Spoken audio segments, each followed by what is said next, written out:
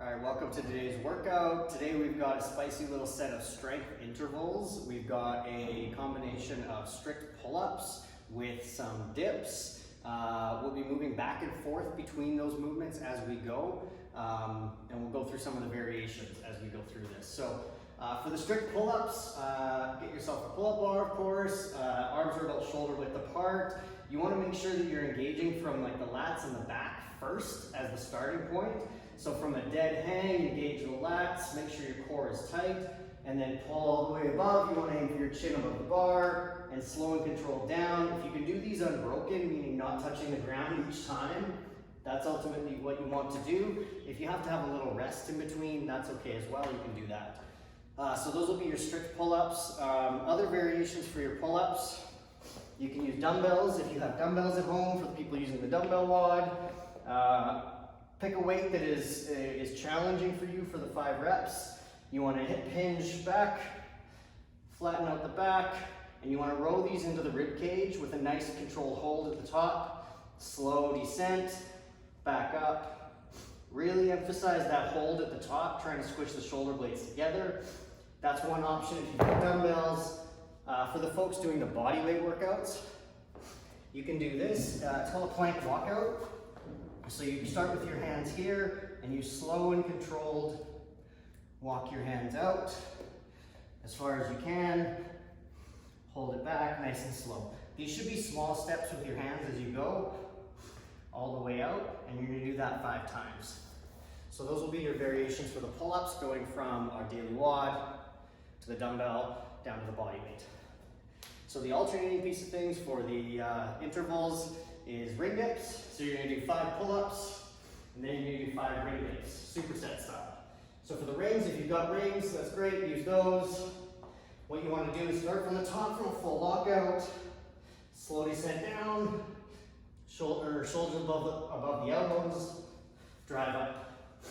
Now again, you want to do that 5 times if you can, in a row, unbroken. If you need to have a small pause in between, that's fine.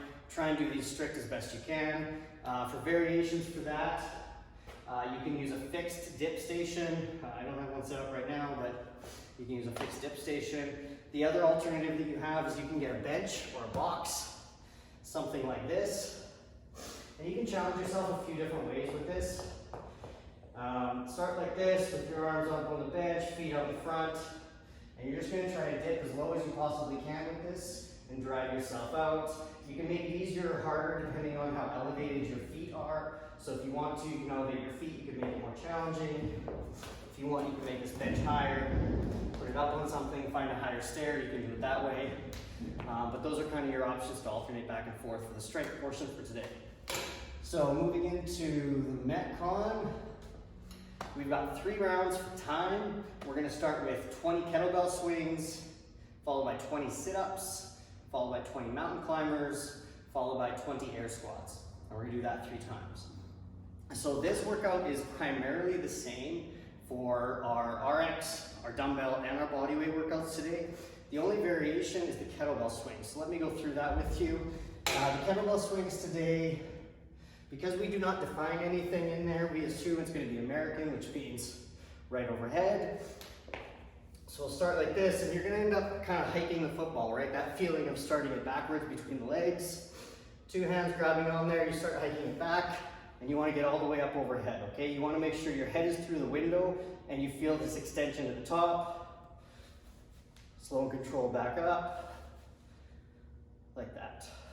So if you do not have a kettlebell at home, dumbbells are a great option for this. Whether you have kettlebells or not, this is a totally perfect option.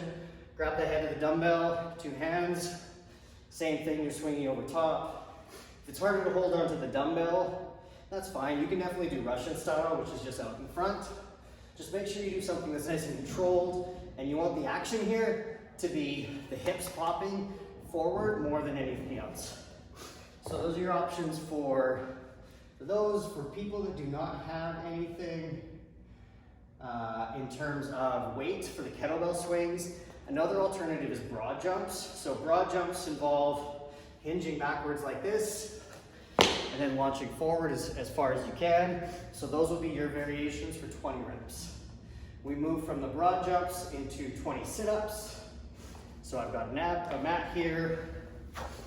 You can use that. So for the sit-ups, good technique is starting from the ground. If you have an ab mat, I would suggest using that. All we want to do is start from full extension. Make sure you find a point up in front that you can touch as a target every single time. I prefer the butterfly style, so it makes you go all the way through, as opposed to putting your legs in the way and actually preventing some mobility. So I pick a target with my toes, hands touch all the way back, come all the way forward. Those are your sit-ups. If you get into the mountain climbers, one important thing for the mountain climbers is to make sure that your hips stay neutral as you're doing it. We'll come down here. So you actually want your elbow to sort of touch your knee, right? You want to go back and forth and try to keep your hips as straight as possible. You do not want to be doing this like quick motion thing that does nothing. So really drive the knee forward, back, every single time. So those will be your mountain climbers. And then we wrap it up with air squats. So for air squats, turn sideways, nice controlled motion. You want the hips to be the first thing to move back, all the way down. Hip crease below the knees every single time. Drive upwards. So we're gonna end with 20 of those, 3 rounds. That'll be your workout for today. Nice spicy one. Make sure you put in a good effort and work hard.